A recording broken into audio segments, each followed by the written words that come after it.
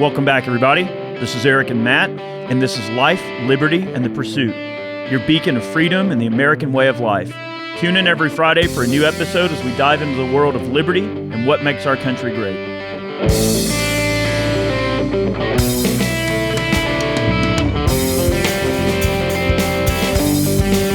All right, guys, happy week. I hope everyone's had a good week, and we are back with another episode here of Life, Liberty, and the Pursuit. And we are going to be getting into a subject that we're going to call the race to the bottom. That's right. You might recall a previous podcast that we did. Also, those of you who are tuning in on YouTube, thanks for rejoining us. So you may be seeing this in video form or obviously over on the podcast, various services.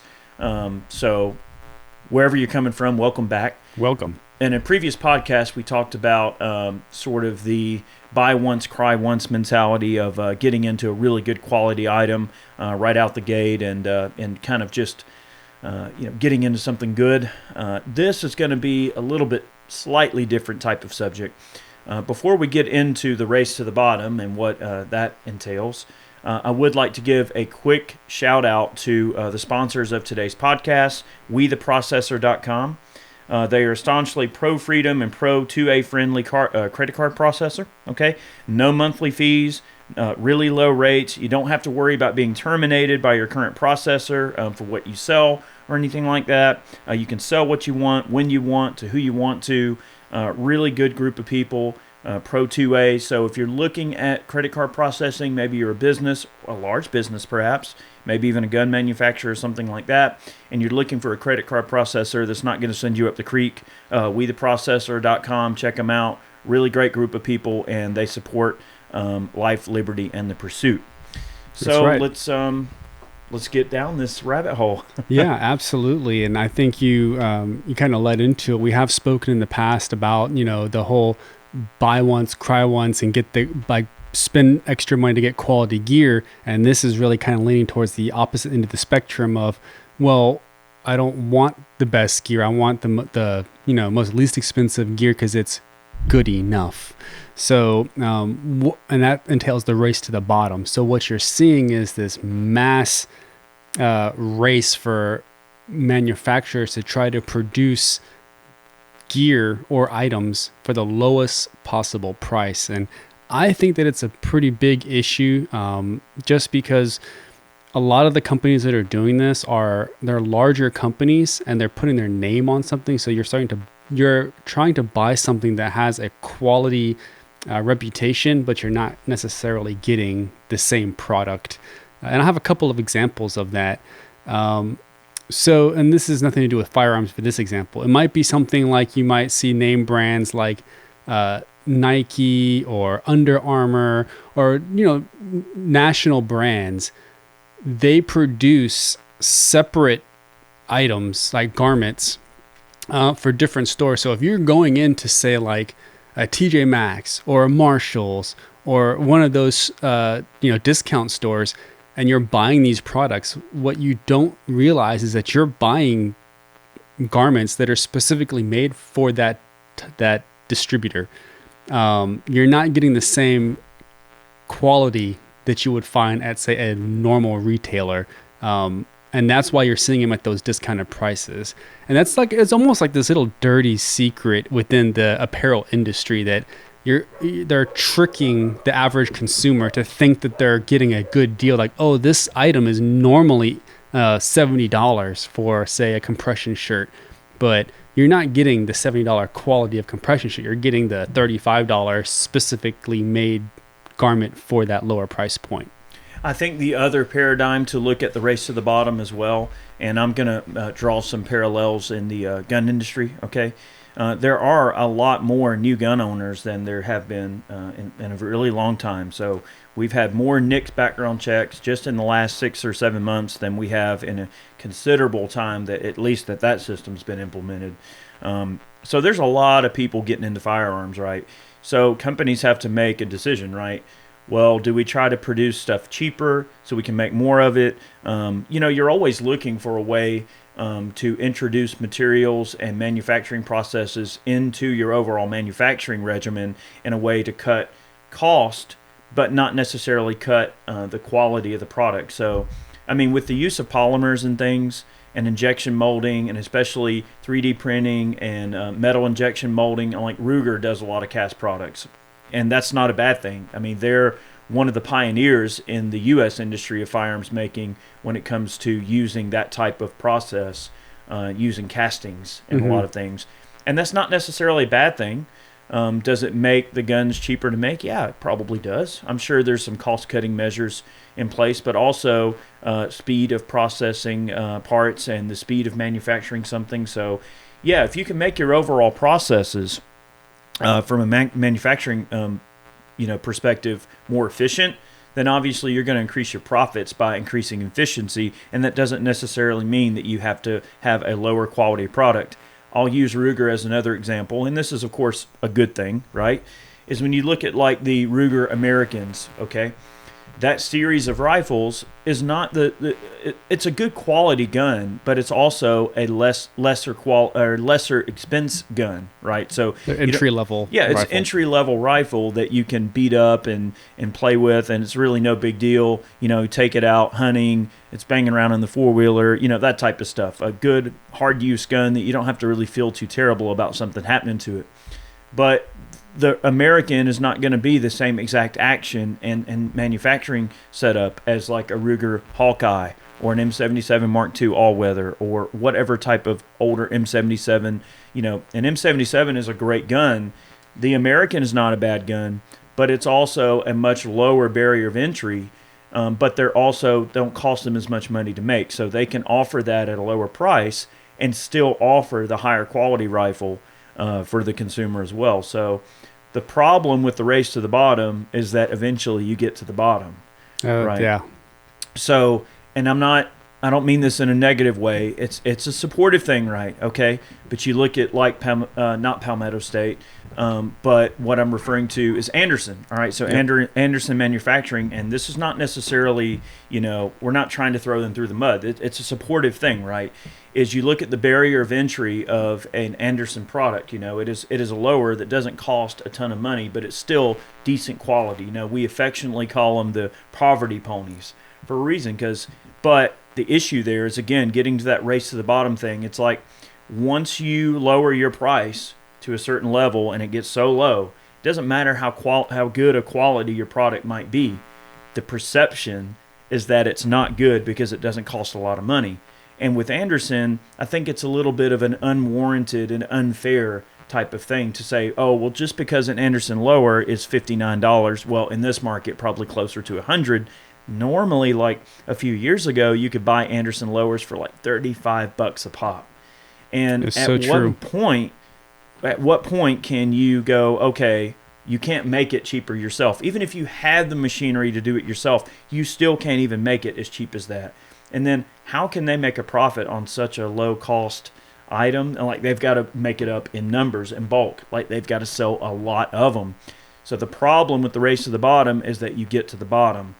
But you can always go down on your price. But like once you go low, you're never going to, it's not like they can raise their price. So Anderson couldn't say, all right, well now our lowers are $189. Well, no one's going to pay $189 when they know that they used to sell for $39. So it's just a different kind of model, I suppose, right? And I'm not saying that they're not great lowers. We build a ton of guns using Anderson lowers, and I've had really good success with them. The only thing that I've ran into in terms of issues is sometimes the grip screw hole that's drilled and tapped through the receiver on an AR-15 on the Andersons. Sometimes they don't always drill all the way through, and I've had to take a tap and actually drill through and open those up a little bit to accommodate some of the longer grip screws. And every now and then I'll have to, the anodizing might be a little bit thick on some of the pinholes and some of the recesses for the plungers and springs and things like that. I've had to go in and just barely chase them with a little bit of abrasive wrapped around a tiny drill bit just to break up the anodizing to get some of the pins to clear. But it's a barrier of entry that's very affordable, and if you just want to build a pistol or rifle using that type of a lower that you don't have to have a ton of money wrapped up in, or if you want to stock a bunch of them and have them on hand for future builds, they do fulfill a specific niche type of thing in the market, and they do it quite well and for an affordable price. But again, it's one of those examples of the race to the bottom. And it's unfair to say that Andersen is a bottom tier product. It's not. It's actually a really good product, and it fulfills a specific type of goal and niche within the industry. But you're never gonna be able to charge more once you go to that low point and you're known as the value leader. That's all you're ever going to be known as, is the value leader. That's why you don't see a value-minded Daniel Defense product, right? Or a Geisley product. You're never going to see a Geisley product be a low-tier entry-level type of thing. Like, he's known for his good quality components. The same type of thing. Yeah, traditionally what'll end up happening is if a company does decide that they want to go that route, they will create a secondary brand that really specializes in that lower tier or entry level venture. So, I mean, even if you look at, and I talk about stuff that, like apparel, garments, cars, because that's kind of like the easiest way to use it as an analogy, because everybody really understands it and gets it. Yeah. So, something like polo. Like, everybody knows the polo shirt, the infamous polo shirt. They kind of really made it what it is. Yeah. Well, at that time, maybe a polo shirt was too expensive. But they're not going to lower their price point on it. They're going to create a secondary brand, which was Chaps. So everybody knows Chaps, Ralph Lauren. So instead of creating, trying to reduce the price of that original polo shirt, they just, hey, we're going to create a secondary brand. We're going to put it at a lower price point. Maybe we'll cut costs, we'll reduce some of the quality, reduce some of the material, use different materials, but that's how a traditional company will do it. In the firearms industry, I haven't seen that too often with creating a secondary brand, just because I guess there's already so much saturation and everybody's already fighting for the business. But you see it with cars. Every single car company has the luxury brand and the regular brand. So Toyota and Lexus, Cadillac, and what's the opposite of Cadillac? It's another American brand. One of them. Who knows? You have Volkswagen is the standard version of Mercedes. And even the Italian cars now, like a Ferrari, all of them are owned by regular car company. That's the luxury branch of that. So when you start getting into how to reduce those costs, you have two different ways. You have something that might reduce the cost by materials. That's not the way that I think companies should go, because then you start to lower the integrity of the weapon. So, or any product. But in Andersen's point in particular, you can't associate Andersen with being an inferior product, but they are the value leader as far as lowers go. They kind of set the standard of, that barrier to entry of, like, I want to build an AR, and you don't want to spend a lot of money.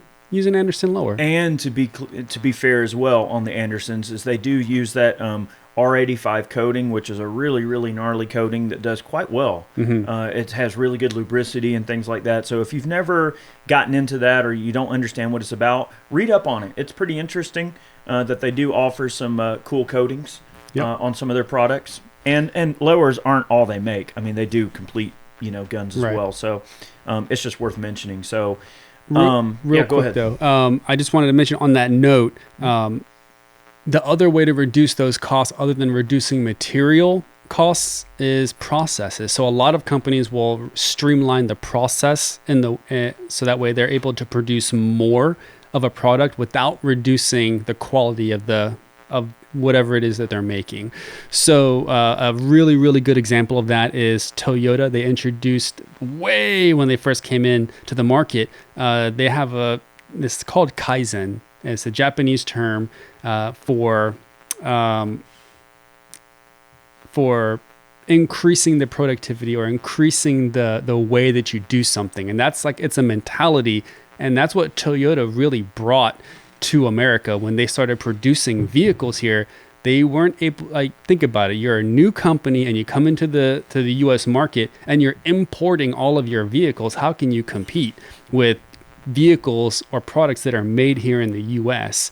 You have to increase and you have to improve the process in which you do it. So you slowly start producing stuff here in the US, opening factories, but increasing the way in which you do it. And they became really famous for doing that, so much so that other companies would contract them out to come into their organization and do this kind of Kaizen overhaul, where they come in and they say, all right, well, where can we improve? And a really good example of that is there was a homeless food bank / like food service for like homeless people, and they were only able to like get out certain amount of trays per day for homeless people.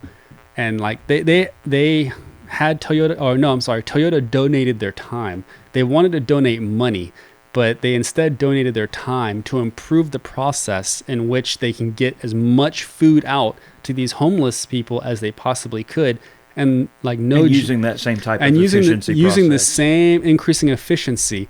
And they, no joke, like tripled the output of the amount of people they're able to service. Yeah. And it's like kind of their call to fame of like what they're able to do just by improving processes and reducing costs based on that. So no one's ever going to bat an eye at a Toyota and say that's a cheap car. They are known for being inexpensive, but they are in no way cheap. Yeah, I think that there's definitely something to be said about that.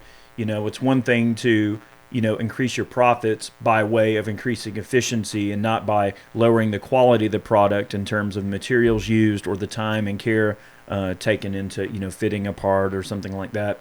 I know it commonly gets thrown around as a joke here in Georgia, but like people say, oh, well, if Chick-fil-A ran everything, it'd be like uber efficient. And they're right. I mean, Chick-fil-A was one of the first fast food chains to really streamline the process of ordering food and going through a checkout and everything like that, and just having everything in a very, very efficient manner to get the food out in the absolute quickest time to the customer. It's so true. It is, the waits are much shorter. But anyway, that's a tiny microcosm, but that's an example of how people can actually give a crap about what they're doing and have a process that is extremely streamlined, right? So you look at manufacturers like POF, for instance, okay, Patriot Ordnance Factory, and unfortunately Frank's no longer with us. Yeah, that happened not recently, but I think within the last year. Yeah, poor Frank, is no longer with us. But what Frank started was extremely important, right? And you look at POF's manufacturing process, every single part that they produce has a serial number. It has a trackable batch process that they can go back to, which operator, indicated stuff. I mean, it's a super controlled process, and every single part has a serial number, and it's weird. You look at a carrier and it'll have a number assigned to it. So if a customer has a failure in a part, whether it's a simple carrier or bolt or something that many other firearms manufacturers would consider to be a superficial type of thing, I'll just replace it. They can actually go, okay, well, why did it fail?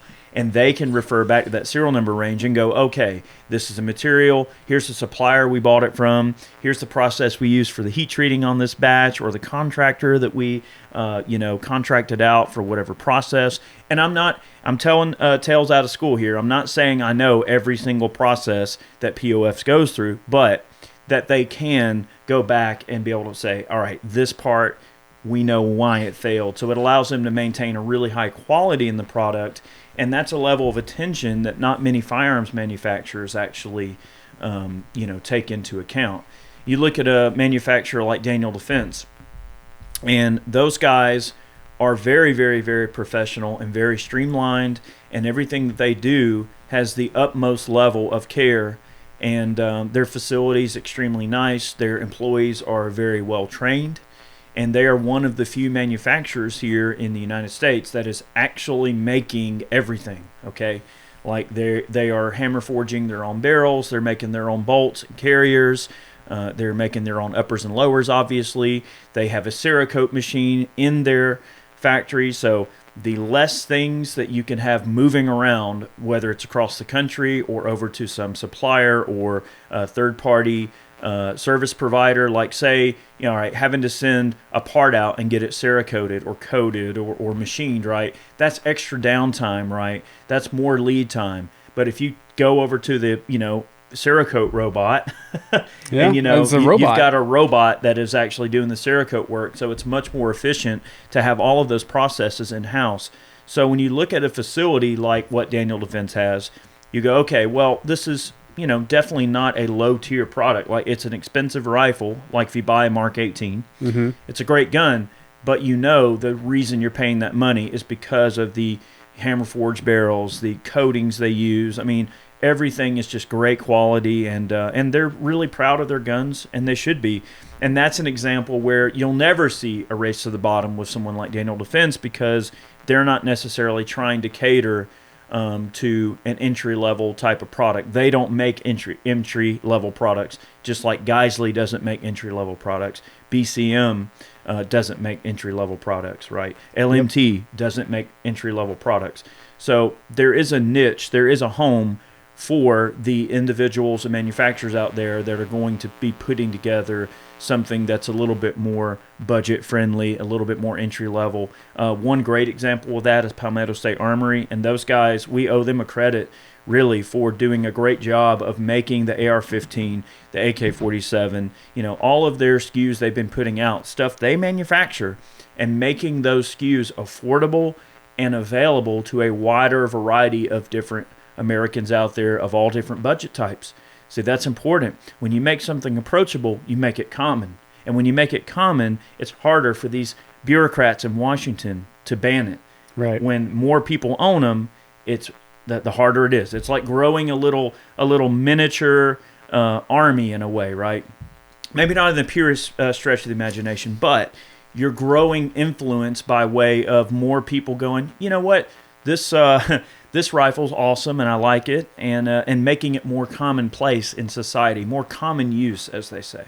I agree, and they are probably the innovators of that. That was their goal, and they stated that as their goal. From the beginning, they make PSA makes a quality rifle.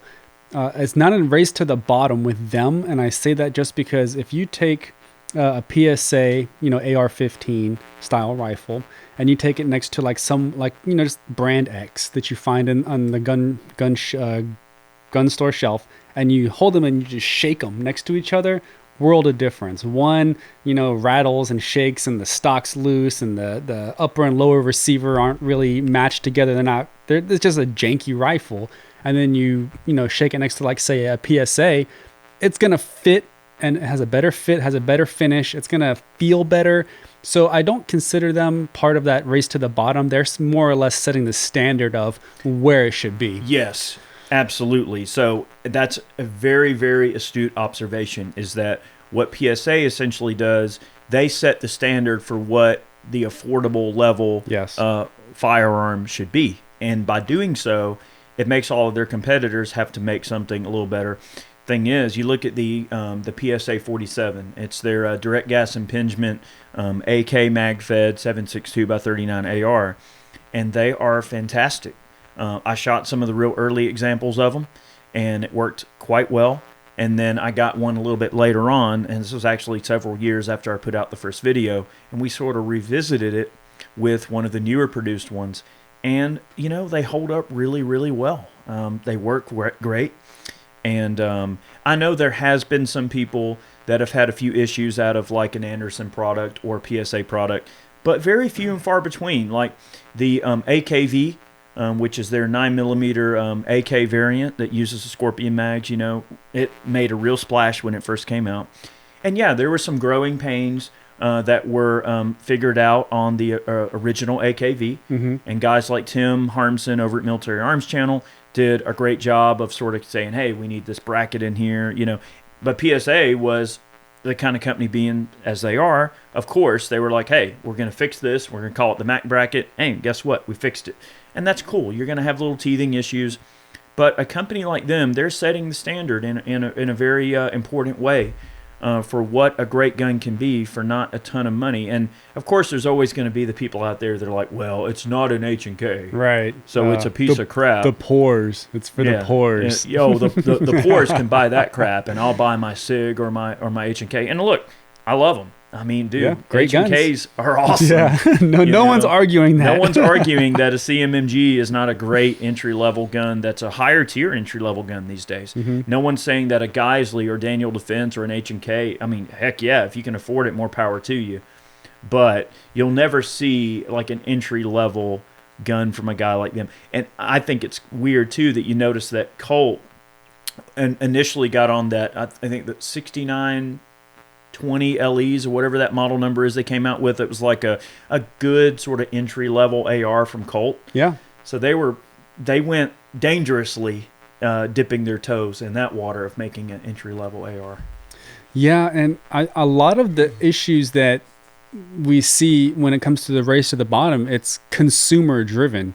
You know, everybody wants the best quality for the lowest price, and then what you start seeing is companies starting to lower the price, but that's not free. Like, there has to come from somewhere. And in this market, the way that everything is going so fast, they're not improving the process. I can tell you that. They're removing material, they're milling it out. Things are getting lowered quality wise, and it shows. Personally, if you go on the internet, you read all these stories about Anderson lowers having issues. I've never, ever seen one, and I've never known anybody personally to have an issue with an Anderson lower outside of, like, say, something small, but nothing like a mechanical failure or these crazy stories you read on the internet. But a lot of it is consumer driven.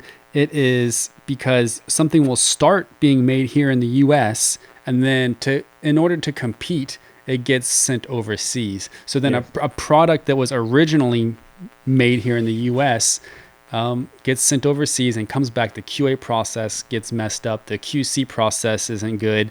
And then they start shipping them out, and then you run into issues and you have customer complaints. And then it's like this self-fulfilling prophecy of issues. It is. It's a downward spiral. Mm-hmm. And a really good example, I'm going to shift gears a little bit, but this is also true in the gun industry. I'll make a gun-related example, and then I'm going to shift gears to another industry. But, all right, you got to think.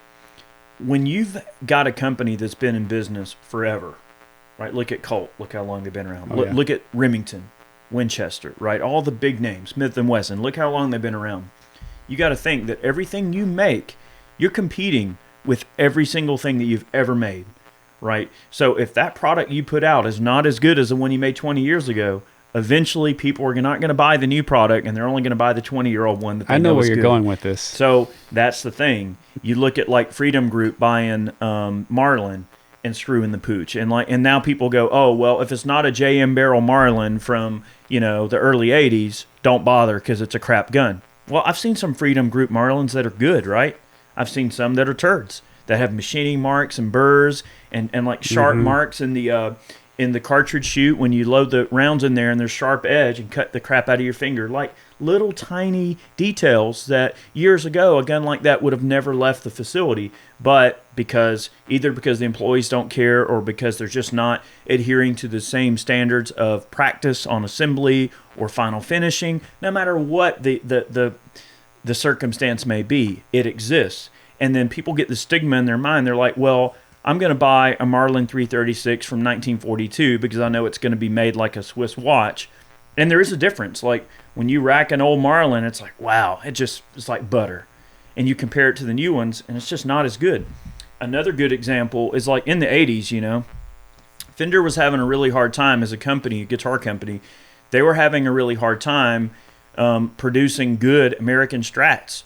And over in Fender Japan, which I don't even know, I guess it was a such thing as a Fender Japan, but in Japan, they were putting out, really great guitars that were built to the same specs of the original 50s and 60s models. And they were putting out some really good guitars to the effect that, they had to really step up their game to compete with the quality of stuff that the Japanese were putting out for less money.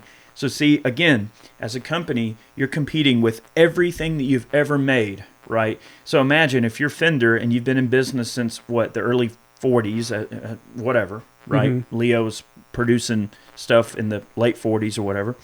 But when you look at a company that's been around that long, you got to think you've put out a lot of amps. You put out a lot of guitars. You put out a lot of different models. So every product you sell that's brand new, it's got to meet the player's expectation all the way back to the first thing you ever made. And it's just weird to think about that paradigm. It's like, as a company, how do you maximize profits, right? Fender has to cut corners somewhere because obviously, you got to make money, and the cost to manufacture is not getting any cheaper, and it's not like, I mean, the prices go up a bit, but it's not so much that it's some wild amount, right? I didn't want to draw like too much of that conclusion because I know a lot of the people that are here are probably gun people, and I want to try to stay on the gun paradigm. But just know that it's not unique just to the gun industry or the clothing industry or the car industry. No matter what industry someone is involved in, where they're producing some commodity or good or providing a service, there's always room for the quality level to shift in either direction. In some cases, the quality level increases, right? When Fender Mexico started making Mexican Strats, and I believe those are coming out like maybe in the early 90s, I want to say. Some of the early ones were not quite all that great. And then as time went on, it's generally accepted that like the early 2000s to about 2005 is like a good magic year for the Mexican Strats and Tellys. They were like really good guitars. Mm-hmm. So, just because a product gets, moved overseas, for instance, or like in this case, Fender Mexico was making, their famous guitars for a much lesser price point, mainly because of the labor costs. That's it, right? And there. that's really all it is. Like, it's still, a good body, a good neck. Maybe you could upgrade the electronics a little bit in the instrument, but for the most part, it's a really good quality instrument. And the only reason that it costs less is because you're cutting corners on the labor. Okay? Yeah, that plays a huge role in it. And that's why you end up seeing famous things getting made overseas in like Japan. Japan produces really good stuff, primarily China. You can buy a Chinese Fender Strat or whatever, but it's going to be a cheap guitar like a Squier. Yeah. It's going to have crummy electronics. It's going to be the race to the bottom, right? It's not going to be the same quality as something made in California here in America with hand-wound pickups and all. But that paradigm goes all over the industry, whether it's musical instruments, any commodity you can think of suffers from this basic paradigm when it comes to quality versus price versus, how do you maximize profits without lowering the quality of the product? It's always a thing to consider. Oh, well, a lot of it comes down to output. So with these larger companies that are operating overseas, and even here in the U.S., the output metrics that they put. So, for example, I'm going to use an example. So I thought you were going to do this. I thought you were leading with the Python. So the original Pythons are absolutely amazing. And I mean, you want to talk about an investment piece. If you were lucky enough to have a couple of those and you kept them in your collection, you're sitting on a pretty penny right now. And then they reintroduced the Python and everybody got kind of worried. They're like, oh man, all these Pythons that I have that are amazing, and they're reintroducing the Python. Those things are garbage, man. And it's just the way it is.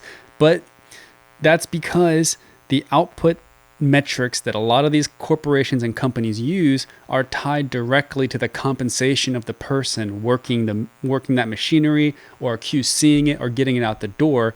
And that's with any, not just firearms, but any industry that has a commodity. They are saying, hey, in order to meet a certain timeline, you have to get X amount of whatever it is completed and out. And this has a direct correlation to your compensation. So it's incentivized to the person assembling said item to get as many as they can out the door, regardless of if it's of a high quality or not, because there's no way unless you're able to trace it back, like POF. So you're able to trace it back to that individual person putting out, which I think was really smart of them to do because they're able to do that. But larger companies, they can't do that. That person's good. He's like, hey, I got my 15 out for the day. I hit my quota and I'm on track to hit my KPIs for the month and I'm going to get my bonus. And that's where you start running into it is they're tying the compensation directly to the output of that person. I think the general perception that a lot of people have when it comes to manufacturing, especially in the firearms realm, is that they think, okay, well, the more a company produces, well, then obviously the lower the quality of the product must be, right?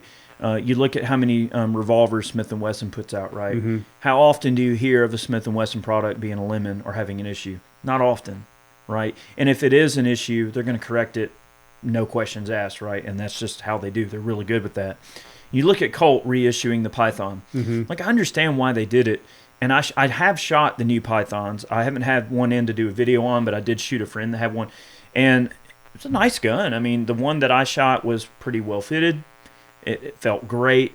Did it have that same exact feel and the same exact smoothness of the hammer and trigger and just the general feel of the gun? Was it as good as an original one? Probably not, right?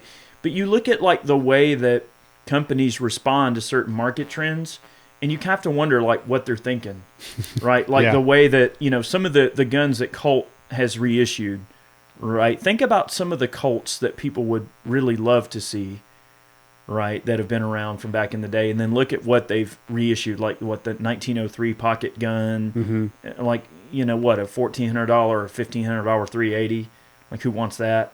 I mean, and especially when, all right, remember what I said about everything that you make has to compete with whatever you've already made, right? If I can go on an auction site or go to a gun auction and buy an original Colt that probably costs less than the new one, and probably is made way better than the newer one, why would I buy the new one? Right? That's so true. Unless the price is lower, okay, they're cheaper, okay, I can understand a lower barrier of entry for the same perceived gun. You look at what Brownells is doing with the retros. Well, the cool thing about the retros that Brownells is offering is that you're getting the opportunity to own a gun that probably nobody would ever be able to buy anyway, right? You start buying early AR-10s that are like legit early Stoner guns that are made by Eugene Stoner, or like real early prototypes. Not only are they going to be machine guns, which are crazy impossible to get for average people, especially a collectible one like that, but there's even fewer of the semi-autos out there. They're just really uncommon guns, and it's not the kind of gun that your average person's going to have the opportunity to have access to.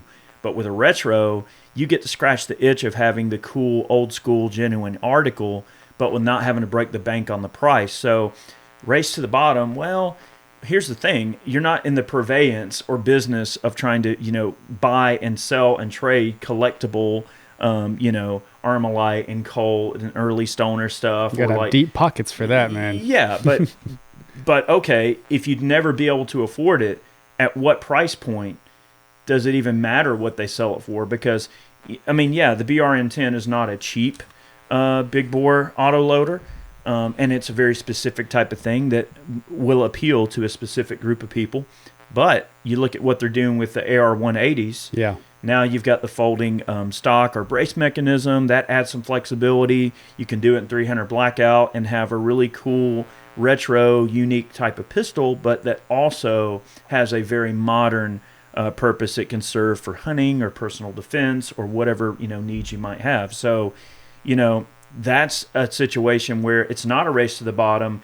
It's providing a commodity that the consumers desperately want and doing it in a way that puts it as affordable as you possibly can get it without having to go buy the original article. So, see, that's the difference in the paradigm there between, not to say Colt doesn't make good guns, they do, but what Brownells and Colt is doing, you look at those two different directions and you can see the methodology, like the different way of thinking there is completely different.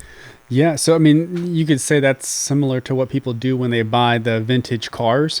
They'll buy a vintage, you know, rotted out shell. They know they're not going to try to restore it to the original condition, but their plan is to fix it up and put modern stuff in there. So they'll drop a modern Hemi in there. They'll drop some modern with the upgrade the disc brake or the brakes to disc brakes.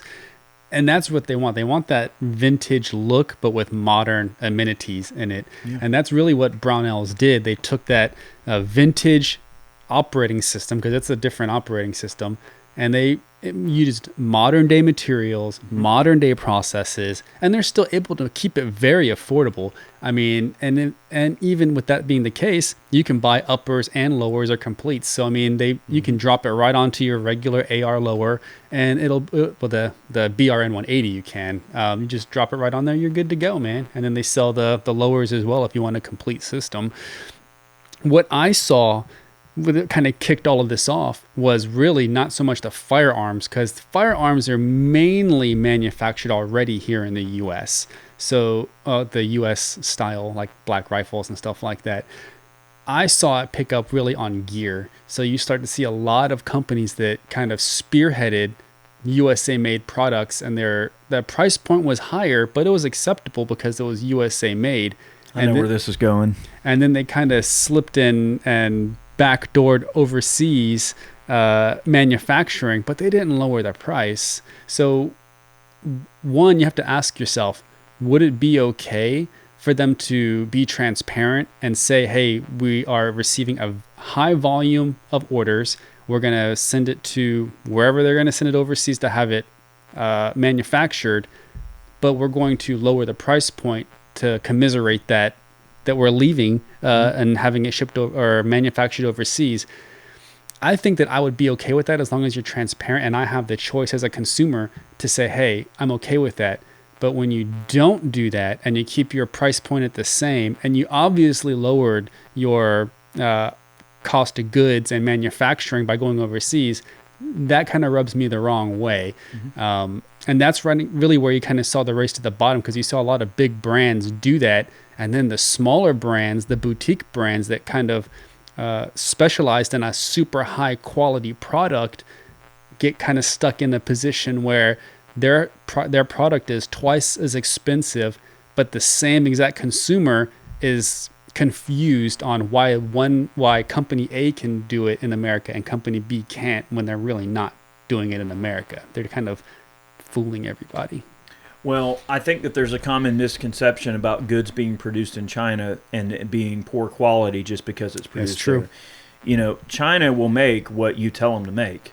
So, and this can go down an entire rabbit hole of different principles and ideas about, consumer goods that we all commonly use on a regular basis, and they're all produced in China. I mean, this phone, I can drop this phone off the roof, run over it with the tractor. I mean, this is a rugged phone, right? The iPhone, the Apple, it's Chinese. And so people automatically just have a negative stigma about something being produced in China and it automatically being bad quality. So what I think of is someone like Vertex. Vertex puts out great gear, and a lot of it's Chinese produced, obviously, but it's good quality. So they're going to make what you tell them to make. Obviously, it's still a good quality item. It's just made to their exacting tolerances and their exacting materials and design elements. Like, it's all engineered and figured out by them. And it's a great quality product, and it still sells for, Vertex is a good premium brand, and it's Chinese, and they do great, and the same thing can be said for looking at Tactical Tailor, right? American-made gear, really, really good stuff. Another brand that comes into mind is Hill People Gear. They're all made right here in the U.S., really good quality. They don't have distributors, you know what I mean? So when you buy something from Hill People, you go to hillpeople.com, you buy it. There's no dealer that's going to stock it, and they know, okay, their prices on some stuff is pretty reasonable. Other stuff, like some of the larger packs that Hill People make, they are pricey, but you get a great quality product made in the U.S. with American hands. I mean, so you got to be willing to pay that extra bit of money, and they're not concerned about the race to the bottom. They're not trying to produce a subpar or sub-tier type of product. Like, Hill People produces really good, rugged, duty-ready or trail-ready gear for the outdoorsy type of person. That's what they do. It's not tactical, not tactical. It's just meant to be good, That's rugged true. gear that's designed to get out there and get the job done. And it's not cheap. And so there's a lot of different ways to look at that. Well, I always ask anybody that I have this conversation with, and in the industry that I'm in and you're in, it comes up quite a bit because manufacturing costs are a major part of margins. So anytime you're talking about profit margins, that has the cost of goods, cost of manufacturing comes up. And the conversation I always have with them is that, okay, so you think everything that comes out of China is cheap or bad quality, and you associate everything that comes out of Germany and Switzerland as super high quality. I always ask them, do you think that everything that comes out of Germany is great? So if you go to Germany and you ask a local there, is there anything here that's a cheap product? They're going to say, no, there isn't any. Nothing that is produced in Germany is cheap. Everything is of like super grade A++ quality. No, every country's manufacturing can produce exactly what you tell them to make. So if you have a German manufacturer and you say, hey, I want it at the bottom dollar, most least expensive price point, they'll make it. Same thing in China. You go to China, they're capable of producing high quality gear if that's the specs you give them to do.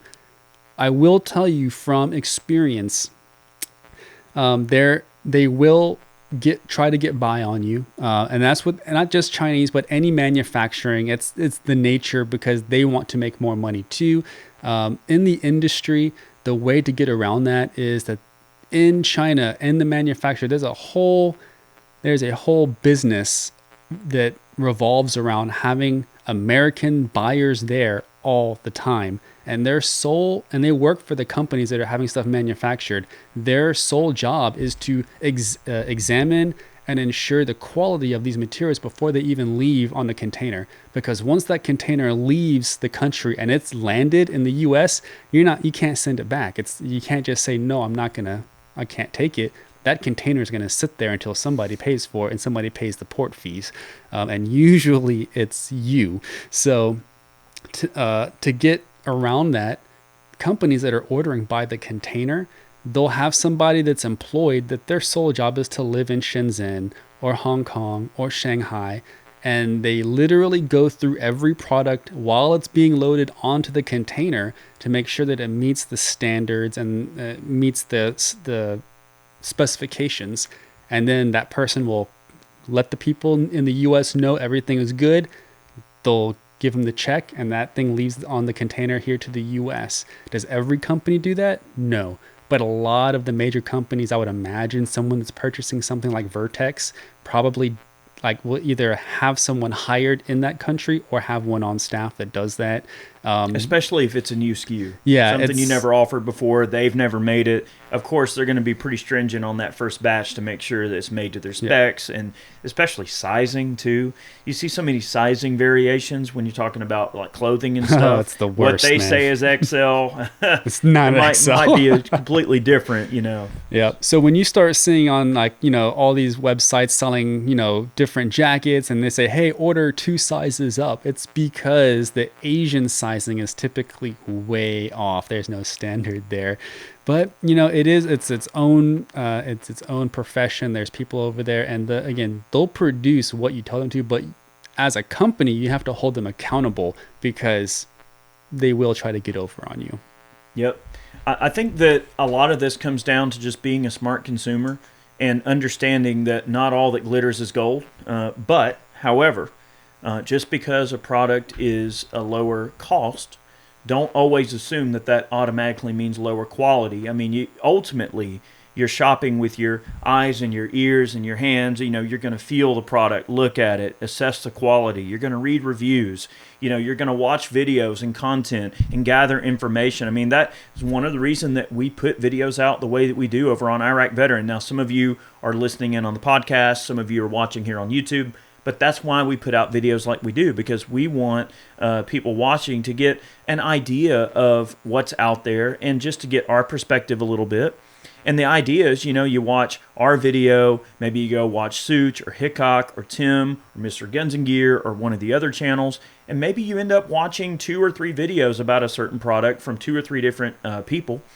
And then you use all of that information from all 3, and you kind of go, okay, I think I've developed an opinion based on what these guys are saying about this particular product. So don't ever take my view as gospel, just like you wouldn't take Hickok or Tim or Mr. Guns and Gear strictly only on their... Now, I do. If I watch a video from Tim or Mr. Guns and Gear or any of the guys I said, I can know that my experience is going to be pretty similar to what they went through. Now, I may not be able to shoot as good as Hickok, but I know that what the performance expectations of a given firearm can be based on what these guys are doing. So don't take one person's opinion.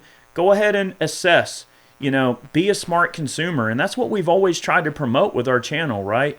Understand what real value is, right? Put your money somewhere based on, what you're getting, right? If a gun has a bunch of teething issues or problems or whatever, don't buy it. We've never told somebody, hey, go buy this. Maybe a man can or a t-shirt or something, but we've never told somebody, all right, we endorse this product, or hey, go buy this, right? If our videos influence someone to change a purchase habit or decision, or influence them to purchase a good, that's cool. We hope you're happy, but we've never gone out of our way to say, oh, you should go buy this. Sometimes we'll get legitimately, like, awesomely inspired by a product, and people will see that, like, wow, you could tell Eric or Chad's really digging this or something. But it's not like we've ever gone out of our way to say, unless it's just something we really, really love. We've never told anybody, hey, this is what you should think. We don't tell people what to think. We let people just use the content as a test bed for them to kind of go, okay, maybe this is what I can expect out of whatever the product might be. Yeah, I mean, a product really has to just be absolutely amazing for, I would imagine, anybody in this industry to just advocate for immediately.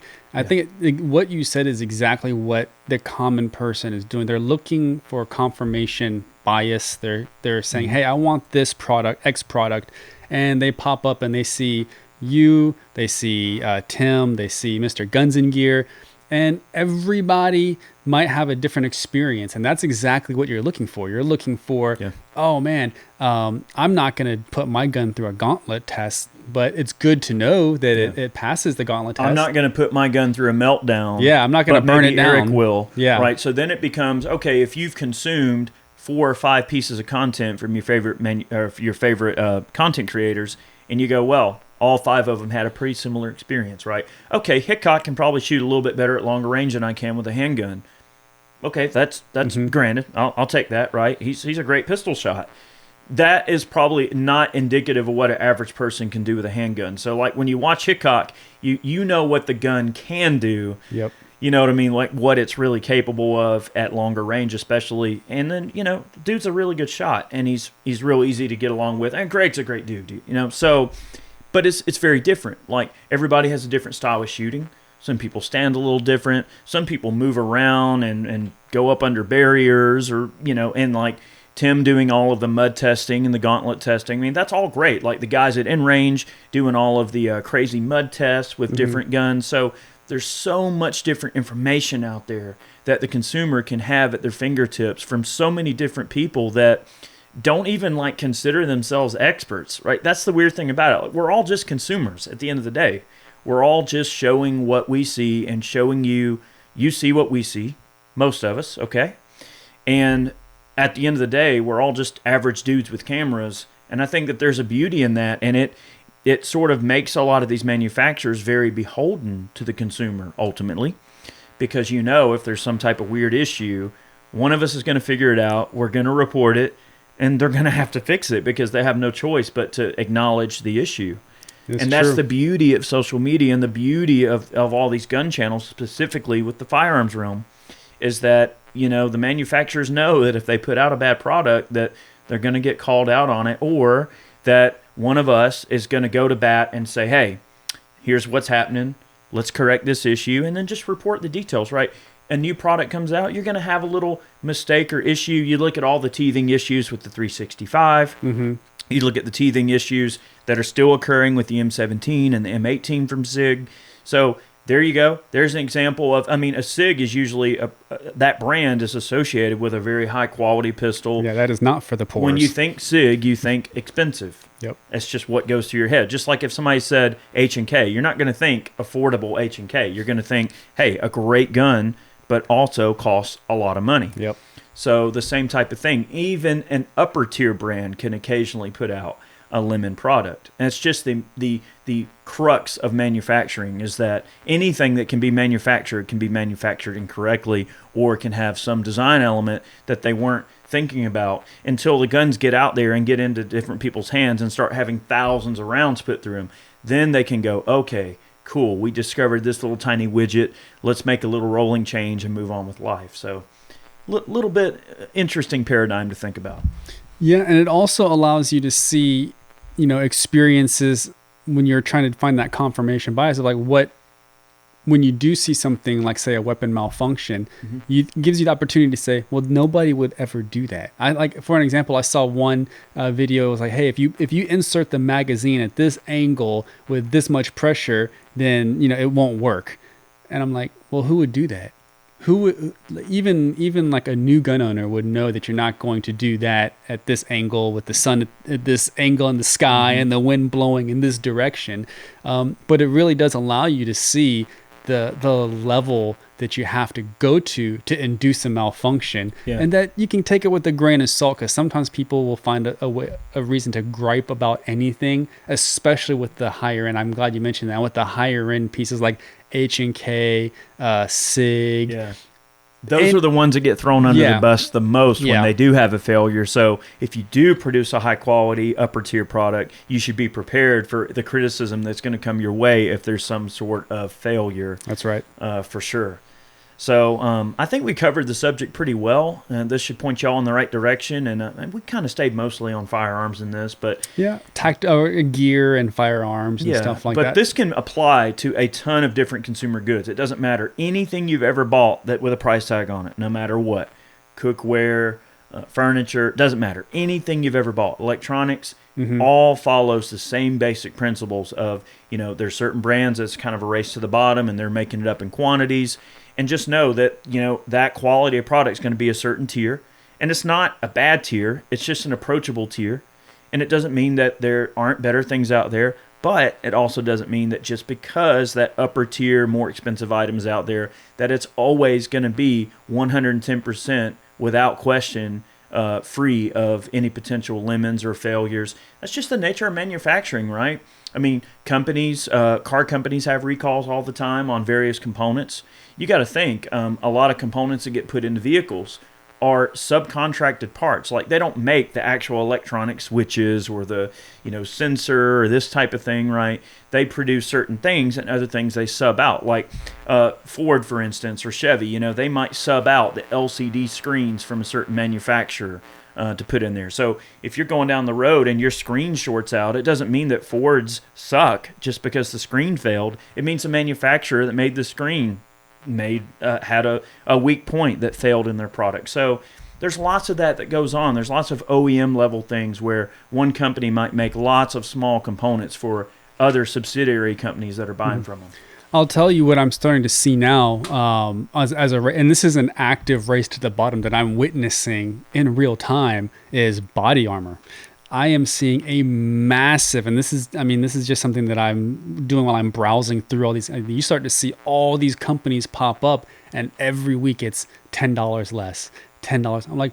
I'm thinking to myself, well, shoot, how low can you go for level 4 plates? And do I trust level 4 plates that are only like $80? One, they can't be made in the U.S.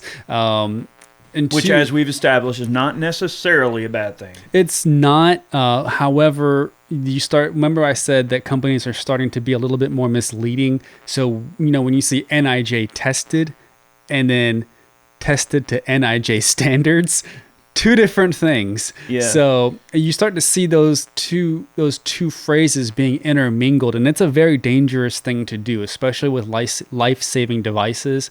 Yeah. And when you start to see some of the back face deformation on some of these level 4 or even level 3 plates, like, that's not normal. I'm not naming names and I'm not going down that rabbit hole, but you'll see videos and evidence and you're like, that is a massive, it looks like a softball coming through the back of a plate. And when you're like, oh, it didn't go through, I'm like, yeah, but it stopped your heart because of the trauma that it hit your sternum with. Yeah. So it's just a dangerous game to play. There are certainly a lot of principles that have to be followed pretty strictly when it comes to testing body armor, especially like, us guys on YouTube here that, we're testing armor, and someone could be making a decision, potentially a life or death decision. That's right. Based on the outcome of the test that I performed. That's why it's very important to me that we follow really strict guidelines, and we're doing a really good job of doing, not to toot our own horn, but we really do try to be very, very, very critical of armor tests, because we know that that's not something to be taken lightly, right? Armor is one of the most passive ways that you can protect yourself. You don't have to own a gun to own body armor. right? So if someone goes, well, I want to be protected from a gun, but I don't want to own a gun. Someone buys our armor, and let's just say there's a failure of some sort. That ultimately, goes back to the marketing and everything that goes into a certain armor. You don't want to dishonestly represent the capabilities of an armor system. Right. You want to make sure people know exactly what they're getting, exactly what threats it'll stop. And that's something we take very seriously. Also, ammo tests. We love testing. That's a big ammo. one, yeah. And to me, it's like an ammo choice might be a deal breaker for some people. Like, it's important what carry load you wind up running with. So we take ammo tests very seriously. We take armor tests very seriously. That's something we don't play around with. And we have a little fun and a little humor, but at the end of the day, we want to be all business when it comes to testing stuff that people could potentially trust their lives to. That's very, very important to me, both personally, because I feel like I have a very directly vested interest in the safety of my viewers and in the information that I'm putting out. But also, it's just a personal principle that I feel needs to be in place for anybody that's going to do that type of testing on something. You owe it to yourself from a moral and principle standpoint to represent as honestly as you can every single thing you get put in front of you. I agree. I was going to say that. I mean, at some point, there is the moral and ethical obligation to ensure the safety of not just your friends and your family, but anybody that's consuming this content. But that's just my experience with what I'm seeing live, because I don't know what happened, but there's just a ton of stuff coming onto the market now. Yeah. So. Well, I think that we definitely got down into the weeds with this particular subject. We hope you enjoyed it. And if you're watching on YouTube, thank you very much for tuning in. Thank you. Also, all of our podcast listeners, thank you so much. Make sure that you tune in and give us a great rating over on the podcast end. We're on all different types of platforms. And the podcast is growing. It's doing quite well, and we're really appreciative of the support. So thank you very much. Many more podcasts on the way. Make sure you tune in to LLP each week. We're going to try to film video of every single podcast as we possibly can. So you'll probably see these popping over on YouTube, and we hope you'll enjoy them. I don't know what day they're dropping as of right now, but we're going to try to drop a fresh LLP episode every week on the YouTube channel as well. We may have to rearrange the days to make it work, but we will drop one a week for sure. Right now, that's every Friday, but that's probably going to change. It may end up being Saturday. I'm not sure yet. But the podcast drop every Friday for sure. So if you want to get the podcast, even if the YouTube video doesn't go up until Saturday, you can always tune into the podcast, sometimes even as early as Thursday, depending on when it processes. Yeah. So stay tuned for that. Have a great day. We really, really appreciate all of you. Have a great week, a great day, and we'll see you next week. Bye, everybody. Thanks for listening to Life, Liberty, and Pursuit. If you enjoyed the show, be sure to subscribe on Apple Podcasts, Spotify, anywhere else podcasts are found. Be sure to leave us a 5-star review. We'd really appreciate that. You can support us over on Ballistic Ink by picking yourself up some merch. And remember, guys, dangerous freedom. Have a good one.